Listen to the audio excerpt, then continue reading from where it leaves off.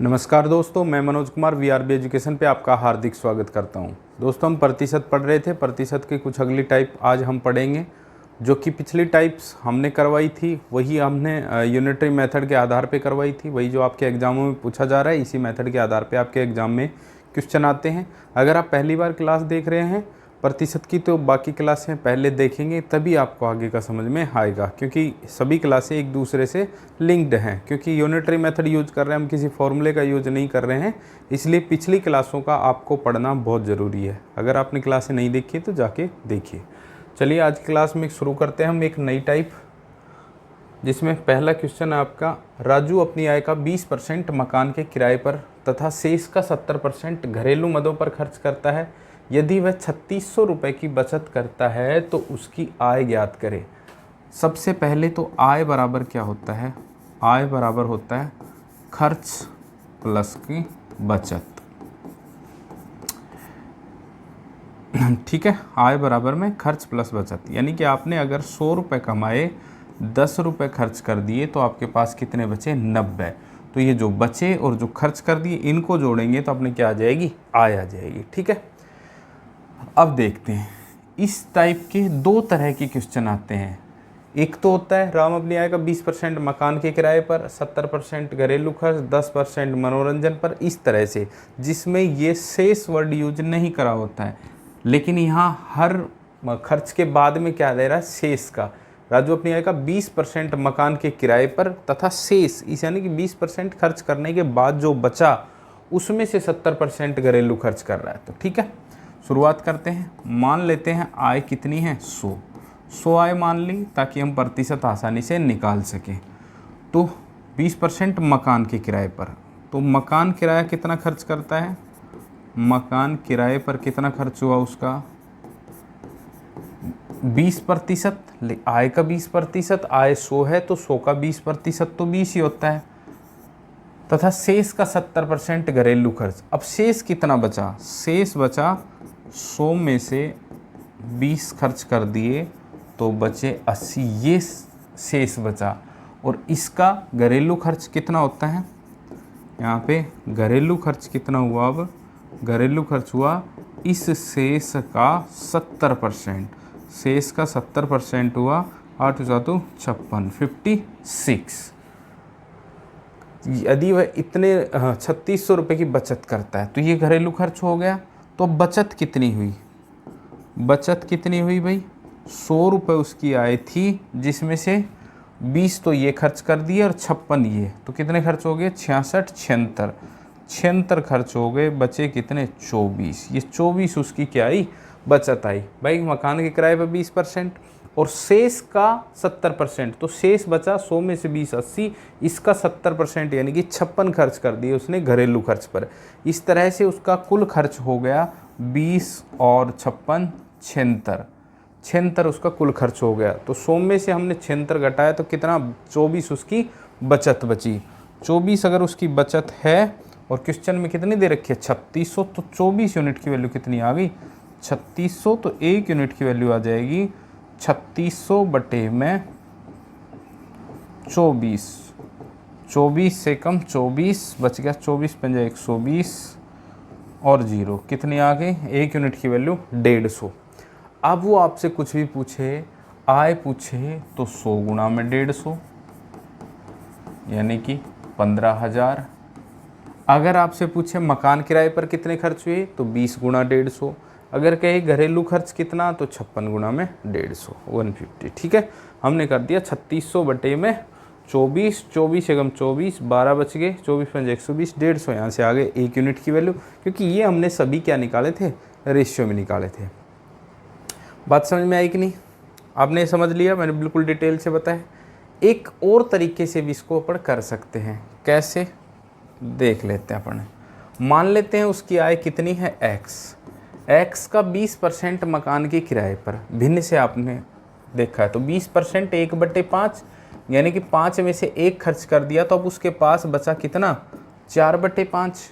भाई आय का 20%, तो 80% बच गया ना उसके पास। तो 80% की भिन्न ये होती है, 20% की ये थी, तो 80% उसके पास बचा, तो 80% को हमने लिख दिया 4/5, क्योंकि 20% 1/5, तो 80% 4/5 तथा शेष, अभी शेष ही तो बचा है, इसका 70% घरेलू खर्च। 70% घरेलू खर्च, 70% यानी कि 7/10, 10 में से 7 तो बचे कितने, 3/10। ठीक है, 70% खर्च कर दिया तो 30% बच गया ना, तो 30% 3/10, और ये लास्ट में कितना बचा है, इसकी वैल्यू दे रखी है कितनी, 3600। तो x की वैल्यू कितनी आ जाएगी, 3600 गुणा में 5 और गुणा 10 उधर चला जाएगा, 50 बटे में 4 तिया 12 इधर आ जाएगा, 12 तिया 36, 300, 5 तिया 15, कितना, वही 15,000। ठीक है, यहाँ से भी अपना आंसर कितना है, 15,000। मैंने आय मान ली x, 20% खर्च कर दिया, 1/5 खर्च कर दिया, बचा 4/5, ये बचा अब खर्च करने के बाद। अब इसमें से 70% खर्च कर दिया तो ये बचा, और बचा कितना, ये इसकी वैल्यू दे रखी है 3600, तो x की वैल्यू आ जाएगी अपने पास कितनी, 15,000। अगले क्वेश्चन पे चलते हैं, क्वेश्चन नंबर 2। ये भी कुछ इसी तरह का है। पहले हम इसको शॉर्ट फॉर्म में करते हैं। मान लेते हैं उसकी आय कितनी है, x 20% घरेलू खर्च करता है, 20% कर दिया, यानी कि 1/5, 20% कितना होता है, 1/5, कितना बच गया, 4/5। शेष का 25% मकान के किराए पर, 25% कितना होता है, 1/4, बच गया कितना, 3/4। और शेष का 30% अन्य चीज़ों पर खर्च करता है, 30% कितना हो गया, 3/10, बच गया कितना, 7/10। अन्य चीज़ों पर खर्च करता है और शेष उसकी बचत है, उसकी बचत कितनी है, 29,400। x की वैल्यू निकाल लेंगे, यही तो अपनी आय है। x बराबर कितना होगा, 29,400। ये सारे गुणा में उधर चले जाएंगे क्रॉस में, 5 गुणा में 4 गुणा में 10, और ये 4 3 7, ये कहाँ आ जाएंगे, इधर आ जाएंगे, 4 गुणा में 3 गुणा में 7। ठीक है, 7 से काटेंगे पहले, 7 चौक 28, 1 बच गया, 7 दूनी 14, कितना बच गया, 42। 4 से 4 कट गया, 3 से काटा, 3 कम 3, 3 चौक 12, 1400। तो 14 पंजू 70, 2 जीरो और 1 जीरो, ये कितना आ गया अपना आंसर भाई, 70,000। ठीक है, 4 से पहले 7 से काटा 29,400 को, तो 4200 बचा। इस 4 को इस 4 से काट दिया, इस 3 से फिर काटा 4200 को, 14 तिया 42, 1400 गुणा में 5, 14 पंजू 70, 7,000, और 1 गुणा 10 करेंगे तो 1 जीरो और लग जाएगा। तो यहाँ से आंसर कितना आ जाएगा अपना, 70,000। ठीक है, बाकी आप अगर आप 100 मान के भी करते तो पहले आय मानते कितनी, 100, फिर खर्च कितना, 25%, 20%, पहला आय का 20% भोजन पर, तो 20% कितना हुआ, 20 ही। शेष बचाते 100 माइनस का 20, कितना बचता, 80। इस 80 का फिर 25% किराए पर, 25% कितना हुआ, 25 चौक 100, 80/4 कितना, 20। फिर 20 खर्च हो गए किराए पर, फिर शेष कितना बचता, इस 80 में से 20 घटाते कितना बचा, 60। ठीक है, अब इसका फिर 30%, इसका 30%, 60 का 30%, वो कितना आया, 18। ये किस पे खर्च हुआ है, शेष अन्य चीज़ों पर। बचत कितनी आई फिर भाई, इसको फिर घटा दिया हमने, 60 में से 18, कितना बचा, 42 शेष बचा। बस इस 42 यूनिट की वैल्यू दे रखी है कितनी, 29,400। तो 1 यूनिट की वैल्यू आ जाती 29,400 बटे में 42, 7 6 42, 7 दून 14, 7 चौक 28, 7 दूनी 14, 42, 6 7 42, कितना आ गया, 1 यूनिट की वैल्यू आ गई 700। हमने आय कितनी मानी है, 100, तो 100 गुणा में 700 कितना हो जाएगा, 70,000। थोड़ा सा लंबा पड़ता है, भिन्न अगर आपकी याद हैं तो आप इसको तुरंत आसानी से कर सकते हैं। ठीक है, चलिए अगले क्वेश्चन पे चलते हैं। यहाँ कोई दिक्कत नहीं है, इसमें शेष का नहीं दे रखा, राधा अपने वेतन का 40% भोजन पर, 20% मकान किराए पर, 10% मनोरंजन पर, 10% परिवहन पर और माह के अंत में उसकी बचत 1500 रुपये हो तो उसकी मासिक आय मान लेते हैं। वही यहाँ से हम उसकी आय मान लेते हैं। आगे भाई आय उसकी कितनी है, आय बराबर है उसकी 100। तो खर्च कितना भाई, इस 100 का 40%, भोजन पर 20%, आय का 40%, 40, 20%, 20, 10%, 10, क्योंकि आय तो कितनी है 100 का, और 100 का कितना भी परसेंट निकालेंगे तो उतना ही होता है। तो खर्च जोड़ लेंगे, 40, 20, 60, रेख 70, रेख 80, खर्च कितना हो गया 80। बचत कितनी आई भाई, बचत आ गई अपनी 100 माइनस 80 कितनी, बस 20। भाई इनको अलग अलग नहीं लिखना अपने को, अगर भोजन पर इतना, फिर इस पर इतना, फिर उनको जोड़ो। भाई वैसे भी सबका परसेंट निकालेंगे, 20%, 10%, 100 का सबका सेम ही आएगा। ठीक है, बचत आ गई। अब देख क्या रखा है, माह के अंत में बचत कितनी है 1500, यानी कि इस 20 यूनिट की वैल्यू कितनी दे रखी है उसने 1500 दे रखी है। इस 20 यूनिट की वैल्यू कितनी दे रखी है 1500। तो 1 यूनिट की वैल्यू आ जाएगी 1500 बटे में 20, जीरो कितना आ गई 75। 1 यूनिट की वैल्यू अगर 75 आ गई, अब हमसे क्या पूछ रहा है वो, उसकी मासिक वेतन यानी कि मासिक आय 100 यूनिट मानी है, तो 100 यूनिट का हो जाएगा 100 गुणा में 75, कितना हो जाएगा अपना आंसर 7500। ठीक है, बिल्कुल सिंपल। आय और सारे जितने टोटल खर्च हैं खर्च को जोड़ के लिख दिया, और आय में से खर्च घटाया तो अपने पास बचत आ गई। बस तीनों चीज़ें आ गई, आय, व्यय और बचत, 3 चीज़ ही होती हैं, तीनों चीज़ें अपने पास आ गई। अब देखेंगे क्वेश्चन में अपने को दे क्या रखा है, दे रखा है क्या यहाँ पे बचत 20 यूनिट की वैल्यू दे रखी है, 1 यूनिट की वैल्यू 1500 बटे 20 करके निकाल लिया। जो पूछा है आय पूछा है, खर्च पूछा है, वो हम बता देंगे। ठीक है, अगर पूछ लेता मकान पर कितना खर्च किया, मकान किराए पर 10%, तो 10 यूनिट की वैल्यू निकाल लेते यहाँ पे। ठीक है, लेकिन पिछले क्वेश्चन में कुछ ऐसा था कि शेष का, हर बार शेष का खर्च करने के बाद शेष बचता पिछले में से, फिर उसका दोबारा से निकालना पड़ रहा था, तो वहाँ थोड़ी सी प्रॉब्लम थी, लेकिन यहाँ तो कोई भी प्रॉब्लम नहीं है। अगले क्वेश्चन पे चलते हैं, क्वेश्चन नंबर 4। वही सेम क्वेश्चन है, राम अपने वेतन का 20% भोजन पर, मान लेते हैं कि भाई वेतन राम का कितना है, श्याम का 100 है, तो उसके खर्च कितने हो गए, टोटल एक्सपेंस उसके कितने हो गए भाई, 20% भोजन पर, शिक्षा पर, और इतना परिवहन पर, 28% व्यापार पर। टोटल खर्च जोड़ लेते हैं, 20, 15.5, 14.5 और ये 28, 0, 8, 4, 12, 1, 13 और 5, 18, 1, 2, 2, 4, 2, 6, 1, 7। टोटल खर्च हो गए कितना 78। तो बचत कितनी आई भाई साहब, बचत आ गई उसकी कितनी 22। ठीक है, हाँ जी, 30 और 20, 50, 78, बचत कितनी आ गई 22। इस 22 यूनिट की वैल्यू उसने दे रखी है, इस 22 यूनिट की वैल्यू दे रखी है। सभी खर्चों को जोड़ा तो वो कितना बन गया 78, और बचत 78, खर्च 78 है, तो बचत कितनी 22। अब देखेंगे दे क्या रखा है, दे रखा है अपने को बचत कितनी 29,040, यानी इस 22 यूनिट की वैल्यू दे रखी है 29,040।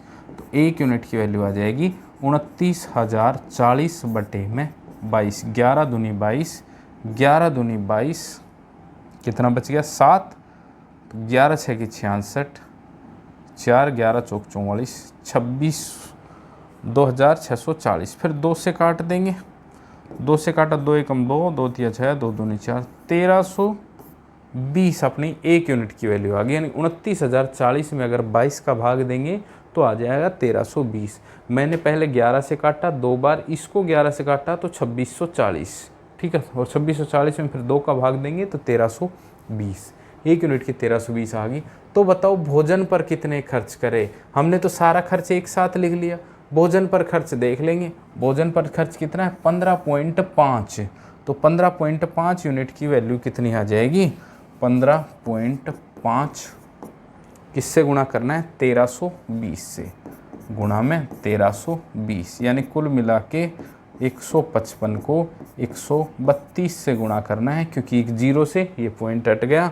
5 दूनी 10, 5 दूनी 10 से 11, तो एकम 2 1 3, गुणा में 5 तिया 15, 5 तिया 15 और 1 16, 1 3 3 1 4, 1 5 5 0 6 6 3 और 5 14 20,460। भोजन पर खर्च कितने हो गए? 20,460। 20,460 1320 गुणा में 15.5। ठीक है, गुणा करेंगे। अब इस 15.5 को 1320 से गुणा करेंगे तो 1320 के जीरो है तो इस जीरो से पॉइंट हट जाएगा, यानी कि 155 गुणा में 132 कर दूं सीधा, और 155 गुणा में 132 करा तो 155 दूनी 310, 155 तीय 465 और 155 155 जीरो जोड़ा जीरो 6 14 1 0 2 20,460। ये आपके किस पे खर्च हुए? भोजन पर खर्च हो गए। ठीक है, यही आपका क्या हो जाएगा? आंसर। तो इस तरह की टाइप में आपके दो तरह के क्वेश्चन आएंगे। एक में तो दिया होगा शेष का, फिर शेष का और फिर शेष का। खर्च दे दिया भोजन पर 20%, शेष का 30% इस पर, शेष का 30% इस पर। और एक टाइप में सीधे ही आपके क्वेश्चन दिया होगा खर्च, अगर भाई 20% भोजन पर, इतना परसेंट शिक्षा पर, इतना परसेंट परिवहन पर। तो उन सारे खर्चों को एक साथ जोड़ देंगे, आपके पास कितनी आ जाएगी?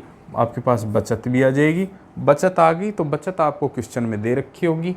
तो ये तो सब रेशियो में आ रहा है, और जो ओरिजिनल वैल्यू देखनी वो देखेंगे वो इससे कितना गुना है, वही उसी को अपने एक यूनिट की वैल्यू बोलते हैं। 29,040 एक्चुअल में है, 22 थोड़ी है।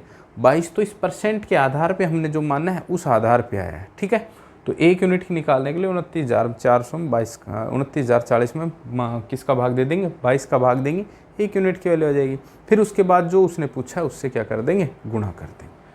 चलिए अगले टाइप में चलते हैं। Question number 5।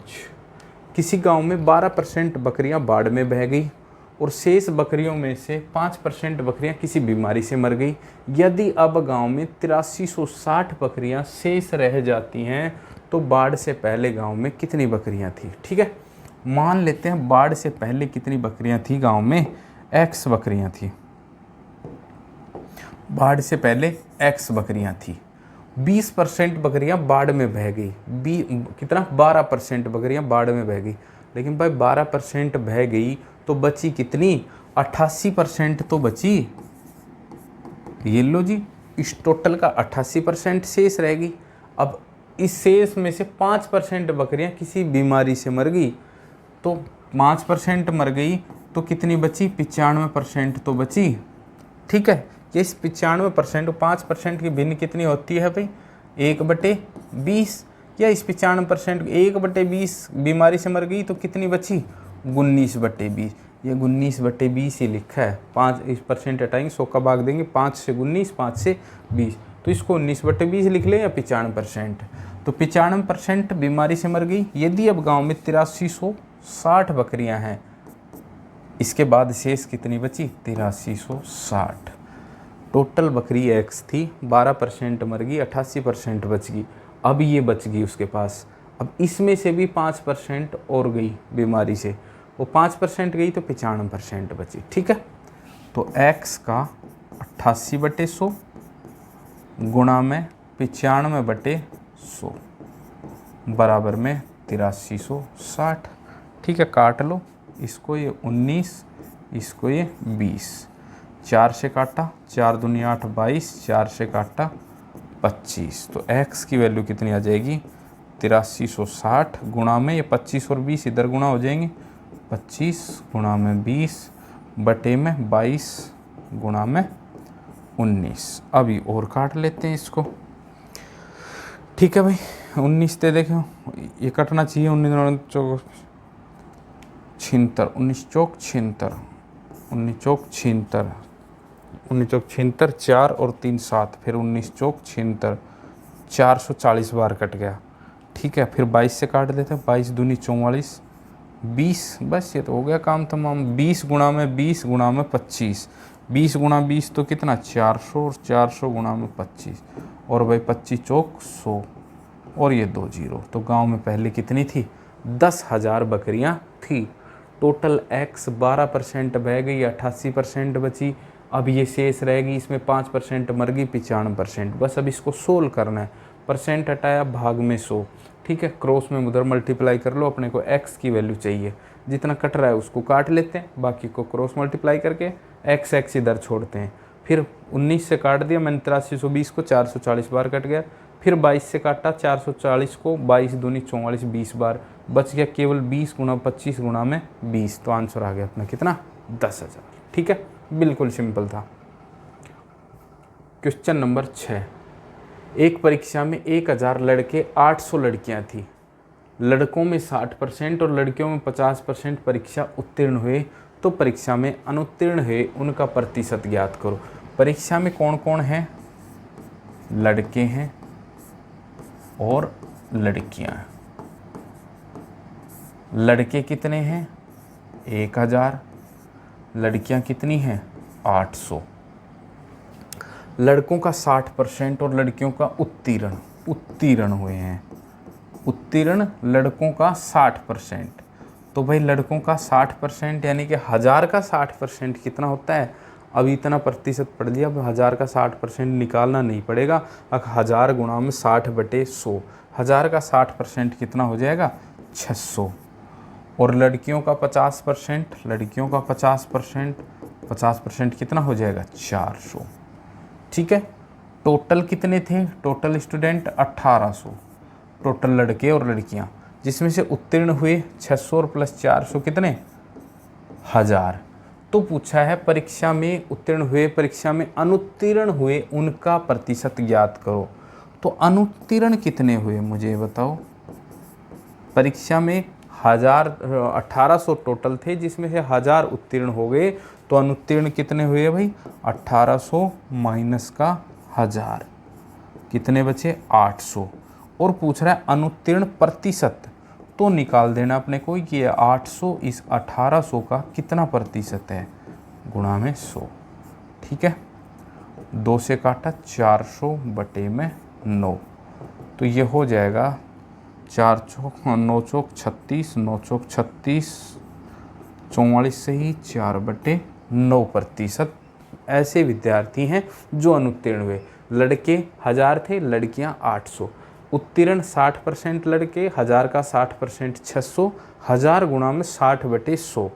लड़कियों का 50%, तो 800 का 50%, 800 गुणा में 50/100 यानी कि 400 उत्तीर्ण। टोटल उत्तीर्ण हो गए 600, 400, 1000। अनुत्तीर्ण टोटल में से उत्तीर्ण घटाए 1800 में से 1000 घटाए 800 बचे। अनुत्तीर्ण प्रतिशत पूछा है, तो ये 800 इस 1800 का कितना प्रतिशत है, 800/1800 गुणा में 100। आंसर आ जाएगा 44 से ही 4/9%। क्वेश्चन नंबर 7 पे चलते हैं। एक परीक्षा में 1100 लड़के 900 लड़कियां हैं। सेम वैसा ही क्वेश्चन है। लड़के हैं कितने, 1100, लड़कियां 900। उत्तीर्ण कह रहा है लड़कों का 50% लड़के अगर उत्तीर्ण होते हैं, तो 1100 का 50% कितना हो गया, 550। 1100 गुणा 50/100, या कहीं 1100 का आधा, 50% आधा होता है। ठीक है, और लड़कियों का 40%, तो लड़कियों का 40%, 900 गुणा 40/100, 9 चौक 36 कितना हो जाएगा, 360। तो वही पूछ रहा है कि इसमें अनुत्तीर्ण हुए उनका प्रतिशत ज्ञात करो। यहाँ पे टोटल लड़के और लड़कियाँ कितने हो गए जी, 2000। उत्तीर्ण कितने हो गए, 500 और 300 800, 910 कितने हो गए, 910। तो अनुत्तीर्ण कितने हुए जी, अनुत्तीर्ण जो अनुत्तीर्ण हुए हैं वो हो गए हैं जी 2000 माइनस का 910, 1090। कितना, 1090। अनुत्तीर्ण प्रतिशत पूछ रहा है, तो इसका मतलब ये 1090 इस 2000 का कितना प्रतिशत है, तो गुणा में 100। 2 0 से 2 0, इस 0 से ये 109/2 करेंगे तो अपने पास आ जाएगा 55.5%। ठीक है, 1100 लड़के थे, लड़कियां 900, टोटल हैं 2000 स्टूडेंट, जिसमें से लड़कियों के उत्तीर्ण हुए 50%, तो 1100 को 50% 550, और लड़कियों का 40% 900 गुणा 40/100 तो कितना, 360। इस तरह से उत्तीर्ण हो गए 910, अनुत्तीर्ण टोटल 2000 में से 910 अगर उत्तीर्ण हैं तो बचे कुछ अनुत्तीर्ण हैं। तो 2000 में से 910 घटाएंगे, तो 900 घटाए तो 1110 घटाए तो 1090, तो 1090 लोग ऐसे हैं या विद्यार्थी ऐसे हैं जो अनुत्तीर्ण हुए। तो टोटल में से यानी कि 2000 में से 1090 अनुत्तीर्ण है, उनका प्रतिशत पूछा है। तो 1090 का प्रतिशत निकालना है 2000 में से, तो गुणा में 100 आ गया कितना, 55 पॉइंट में 5। ठीक है, अगले क्वेश्चन पे चलते हैं। क्वेश्चन नंबर 8, किसी विद्यार्थी ने विज्ञान विषय में 300 में से 32% अंक अर्जित किए। वह भाषा में 200 अंक वाले प्रश्न पत्र में कितने अंक अर्जित करे ताकि उसके कुल मिलाकर 46% अंक प्राप्त हो जाएं। ठीक है जी, देखो हाँ, एक होता है पूर्णांक, पूर्णांक यानी कि मैक्सिमम मार्क्स, एक होता है प्राप्तांक, प्राप्तांक होता है ऑब्टेन मार्क्स। पूर्णांक और प्राप्तांक, ऑब्टेन मार्क्स। ये कह रहा भाषा में, एक तो है लैंग्वेज विज्ञान विषय है और एक है आपकी भाषा लैंग्वेज विषय। ठीक है, ये दो आपके सब्जेक्ट हैं। अब इसमें कह रहा है कि विज्ञान विषय में 300 में से 32%, पूर्णांक यानी मैक्सिमम मार्क्स कितना है 300।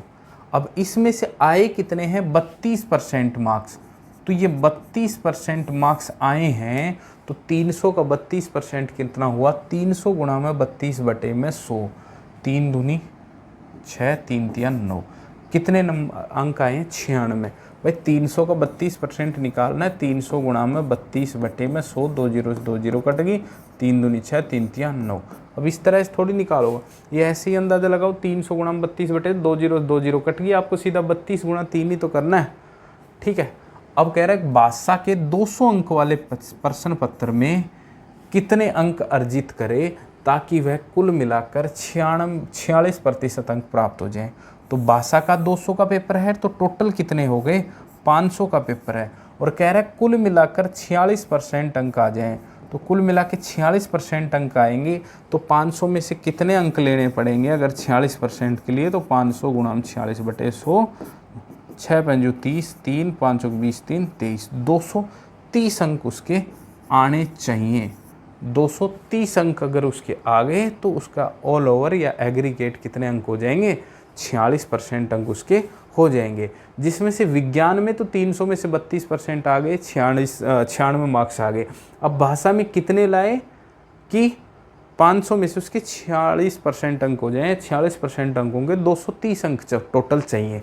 अब ये पेपर तो हो लिया, इसमें तो 96 नंबर आ गए, तो इसमें कितने लाएगा, बच्चे कुछ इसी में लाएगा, यानी कि इसमें कितने लाने पड़ेंगे, तो ये लाने पड़ेंगे उसको 230 माइनस का 96, घटा दिया तो कितना बच गया, 6 गए तो 4, 12 में 9 गए तो 3, 134 अंक लाने पड़ेंगे। ठीक है, कितने अंक लाने पड़ेंगे 134, बस यही अपना क्या हो गया उत्तर। बात को समझना, विज्ञान में 300 में से 32% अंक आए, अंक आ गए 96। कह रहा है कि भाषा में 200 अंक वाले में कितने नंबर लाए कि कुल मिला के इस 500 में से 46% अंक हो जाएं।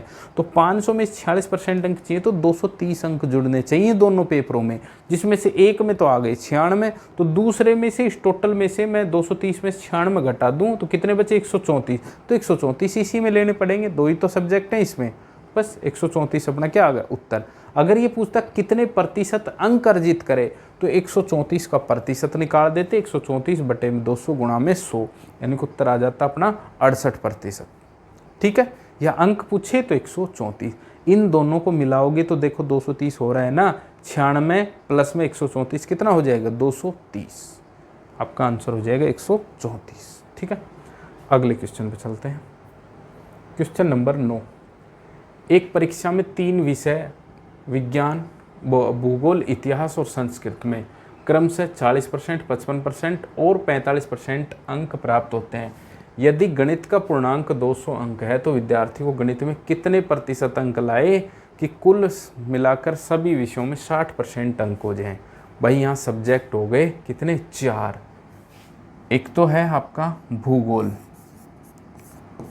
भूगोल, दूसरा इतिहास, तीसरा संस्कृत, चौथा गणित। एक है आपका पूर्णांक और एक है प्राप्तांक। पूर्णांक वो होता है मैक्सिमम मार्क्स, यानी कि जितने में से नंबर आ रहे हैं पेपर, जो टोटल कितने का है। प्राप्तांक ऑब्टेन मार्क्स, जो विद्यार्थी के नंबर आ रहे हैं। ठीक है, तो कह रहे हैं कि भाई भूगोल, इतिहास और संस्कृत में कितने, भूगोल में 40%, 100 होगा तो कितने 40, इतिहास में 55, पूर्णांक 100 है तो प्राप्तांक कितना 55, संस्कृत 45, 100 है तो कितने नंबर आएंगे इसके 45। ठीक है, अब ये बता नहीं रखा कि भूगोल, इतिहास और संस्कृत का कितने का पेपर है, तब तो हम नंबर भी निकाल लें। सीधा परसेंट दे रखी, और परसेंट का मतलब हो किसी भी संख्या का मान 100 में से, तो यहाँ से हम ये समझ सकते हैं कि भूगोल अगर 100 का पेपर है तो उसके 40 मार्क्स आ रहे हैं, परसेंटेज वही रहेगी। 200 होता तो इसको 80 लिख देते, तो इसलिए कोई फ़र्क पड़ेगा भी नहीं, वो अपने को ये बताए कितने का पेपर है। ठीक है, नहीं भी बताएगा, अपने को परसेंट में ही उत्तर पूछ रहा है तो ज़रूरत नहीं है, इसी से अपन काम चला सकते हैं। 40% मार्क्स दिए, इसका मतलब 100 का पेपर है, इतिहास भी 100 का, संस्कृत भी 100 का है। जो परसेंट दे रखे हैं ये हमने ऑब्टेन मार्क्स में लिख दिए कि भूगोल में 40 नंबर आए, इतिहास में 55 और संस्कृत में कितने 45 नंबर आए। खेल कहाँ होता है, गणित में, कि गणित के पूर्णांक 200 है, गणित का पेपर कितने का है 200 का है। ठीक है, तो अब इस 200 वाले प्रश्न पत्र में वो कितने नंबर लाए कि उसको कुल मिलाकर, कुल के मिलाएंगे तो कितना बन गया 500 का पेपर, कुल मिलाकर कितने अंक हो जाएं उसके 60% अंक हो जाएं। टोटल 500 के अगर 60% अंक आएंगे तो कितने नंबर लाने पड़ेंगे, 6×5 300 अंक आने चाहिए। कितने अंक आने चाहिए 300 अंक आने चाहिए, और तीन के तो अंक अपने पास हैं। अब बचे कुछ अंक तो इसमें ही लाएंगे। अब इसमें बचे कुछ कितने अंक लाने पड़ेंगे भाई, इसमें बचे कुछ अंक लाने पड़ेंगे अपने को, टोटल 300 तो चाहिए। 300 माइनस का 40 प्लस का 55 प्लस का 45, कितना हुआ भाई 55 और 45 तो 100 और 40 140, घटा देंगे। 300 में से 140 घटाया तो कितना आ जाएगा 160। तो इसको इस गणित विषय में 200 में से 160 नंबर लाने पड़ेंगे, तभी तो उसके 300 अंक होंगे, और तभी 500 में से 300 अंक होंगे तो 60% अंक उसके आएंगे, क्योंकि 500 का 60% कितना होता है 300। लेकिन इस बार पूछा गणित में कितने प्रतिशत अंक लाए, अंक पूछता तो 160, प्रतिशत पूछा है तो हम प्रतिशत निकाल देंगे कि ये जी 160 इस 200 का कितना प्रतिशत है, 200 गुणा में 100, तो अपना उत्तर आ जाएगा 80%। तो आंसर आ जाएगा 80% मार्क्स लाएगा। अंक पूछे तो 160, प्रतिशत पूछे तो कितने 80%। ठीक है, ये सिंपल सा था भाई। भूगोल, इतिहास, संस्कृत के दे ही रखे हैं, मैथ का बता दिया 200 का पेपर है, और टोटल दे दिया 60% अंक चाहिए, टोटल 60% दे दिया तो अंक चाहिए अपने को 300, तो 3 पेपर के तो आ ही रखे हैं नंबर, तो बचे हुए नंबर कहाँ से लेंगे अपन मैथ में पता चला कि हमको 160 नंबर लेने पड़ेंगे, तभी 300 नंबर ये जुड़ेंगे। बस उसका प्रतिशत निकालना है कि 160 इस 200 का कितना प्रतिशत है। ठीक है, चलिए क्वेश्चन नंबर 10। किसी परीक्षा में 60% छात्र अंग्रेजी में उत्तीर्ण हुए, 70% हिंदी में और 40% दोनों में उत्तीर्ण हुए, तब अंग्रेजी और हिंदी दोनों में अनुत्तीर्ण छात्रों का प्रतिशत कितना है। इस तरह के क्वेश्चनों को अपन वेन डायग्राम से करेंगे। 60% छात्र अंग्रेजी में, यानी कि अंग्रेजी का वेन डायग्राम बना लिया, और हिंदी का, ये हिंदी दोनों के लिख दिया। ठीक है, अभी उत्तीर्ण की बात कर रहे हैं। 60% छात्र अंग्रेजी में उत्तीर्ण हुए, 70% हिंदी में, 40% दोनों। तो इस डायग्राम में सबसे पहले दोनों का लिखेंगे। 40% दोनों में, तो ये दोनों में आ गया, अंग्रेजी में हिंदी में भी। अब कह रहा है 60% अंग्रेजी में, अंग्रेजी में 60% में 40% तो यह हालिया बचा कितना 20, तो ये केवल अंग्रेजी में 20 और अंग्रेजी में कितने हो गए 60, और हिंदी में 70%, तो हिंदी में कितना बच गया 30। ठीक है, ये जो अब देखते हैं किसी परीक्षा में 60% अंग्रेजी में उत्तीर्ण हुए, 60% अंग्रेजी का ये है, देखो 60 हो रहा है। 70% हिंदी में, हिंदी का गोला है, देखो हिंदी में भी 70 हो रहा है। 40% दोनों में, 40% दोनों में भी हो रहा है। ठीक है, अब ये तो क्या हो गए उत्तीर्ण, ये क्या हो गए दोनों में उत्तीर्ण। तो उत्तीर्ण कितने हो गए टोटल, उत्तीर्ण हो गए 40, 30, 70, 20, 90। तो अनुत्तीर्ण कितने बचे 10, उत्तीर्ण कितने बचे 10। अगर अपन कुल कितने मानते हैं 100, क्योंकि परसेंट में पूछा है, परसेंट में बता देंगे अपन कितने 10% अनुत्तीर्ण। हम ये मान के चल रहे हैं कि टोटल विद्यार्थी कितने थे 100 थे, क्योंकि परसेंट में दे रखा, परसेंट से अगर मान रहे हैं तो इसका मतलब टोटल वैल्यू 100 ही थी।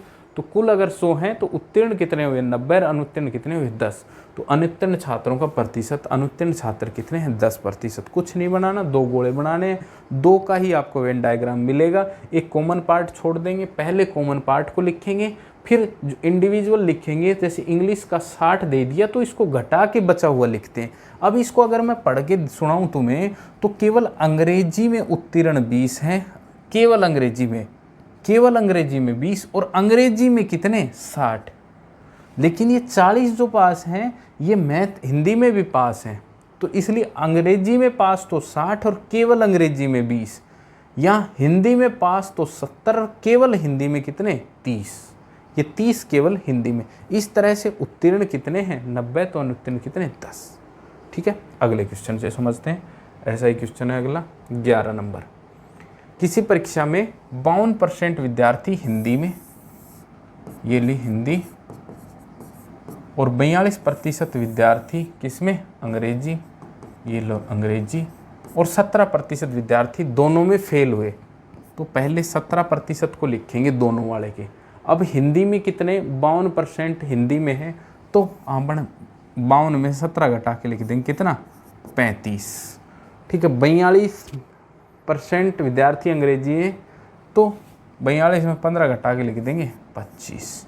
ठीक है, अब देखो 52% विद्यार्थी अंग्रेजी में कितना 25, 52% हिंदी में, तो हिंदी में देखो 35 और 17 कितना 52 होता है। तो हिंदी में 52, अंग्रेजी में 42 और 17 दोनों में फेल हुए। तो फेल कितने हो गए, फेल कितने हो गए 7, 5, 12 और 5, 17 को 1, तो 2, 2, 4, 3, 7, 77%। फेल 77%, तो पास या उत्तीर्ण कितने हो गए 23%। खत्म, यही अपना उत्तर। तो दोनों विषयों में उत्तीर्ण हुए कितने 23%। बात समझ में आई कि नहीं। वेन डायग्राम बनाना है, पहले कॉमन पार्ट, फिर दोनों का अलग अलग लिखेंगे। इसको अगर पढ़ के सुनाऊं तो केवल हिंदी में फेल तो 35 और हिंदी में फेल कितना 52, केवल अंग्रेजी में फेल 25 और अंग्रेजी में फेल कितना 42। तो फेल लिख लिए, कॉमन पार्ट लिख के, फेल आ गए 77%, तो पास कितने बचे आपके 23%। ठीक है, क्वेश्चन नंबर 12 पे चलते हैं। किसी परीक्षा में 65% छात्र गणित में और 75% छात्र अंग्रेजी में अनुत्तीर्ण हुए, जबकि 52% छात्र दोनों में अनुत्तीर्ण हुए। ठीक है, लिख लेते हैं उसी तरीके से। गणित और अंग्रेजी, पहले कॉमन पार्ट 52% विद्यार्थी दोनों में अनुत्तीर्ण, तो 52 लिखेंगे पहले। 65 गणित में, तो 52 में से 65 गए तो कितने बचे 13, तो केवल गणित में 13। और इधर 75, तो 52 75 कितने बच गए 23, ये लो 23। अब अनुत्तीर्ण लिख लेंगे। अनुत्तीर्ण कितने, अनुत्तीर्ण 3 और 2 5 और 3 8, 5 2 7 और 1 8, 88। तो उत्तीर्ण कितने, उत्तीर्ण कितने 12, कुल कितने 100। ठीक है, अगर उत्तीर्ण प्रतिशत पूछता तो अपना आंसर कितना आ जाता 12%। लेकिन उसने कहा कि यदि 48 छात्र दोनों विषयों में उत्तीर्ण हुए हैं, इसका मतलब हुआ कि ये इस 12 यूनिट की वैल्यू कितनी दे रखी है 48। तो 1 यूनिट की वैल्यू कितनी आ गई 12 चौक 48, 1 यूनिट की वैल्यू कितनी आ गई 4। केवल परसेंट में पूछता कितने परसेंट छात्र उत्तीर्ण हुए हैं, तो 12% उत्तर हो जाता। लेकिन उत्तीर्ण छात्रों की संख्या दे दी 48, यानी कि 12 यूनिट की वैल्यू 48 दे दी, तो 1 की कितनी 4। पूछा क्या है कितने छात्र परीक्षा दी, तो 100 यूनिट की वैल्यू पूछ रहा है, तो 100 गुणा 4 कितनी आ जाएगी 400। 100 यूनिट की वैल्यू पूछ रहा है तो उत्तर कितना आ जाएगा अपना 400। यानी कुल पूछ रहा है कि कितने विद्यार्थी हैं, कितने विद्यार्थियों ने पेपर दिया, तो उत्तर आ गया अपना कितना 400। सिंपल सी बात है, परसेंट में पूछ रहे तभी पिछले क्वेश्चन कर ही रहे थे। अगर जिसमें कोई वैल्यू दे दी, इतना तो करना ही है आपको, इतना कर लिया, डायग्राम बनाना, कुल उत्तीर्ण अनुत्तीर्ण लिख लिए। अब दे क्या रखा है, कुछ नहीं दे रखा तो उत्तीर्ण प्रतिशत पूछेगा तो वही अपना उत्तर। अगर उत्तीर्ण की वैल्यू दे रखी है, अनुत्तीर्ण की वैल्यू दे रखी है, कुल विद्यार्थियों की दे रखी है, तो 1 यूनिट की वैल्यू निकालेंगे, जो पूछा उससे गुणा करते हैं।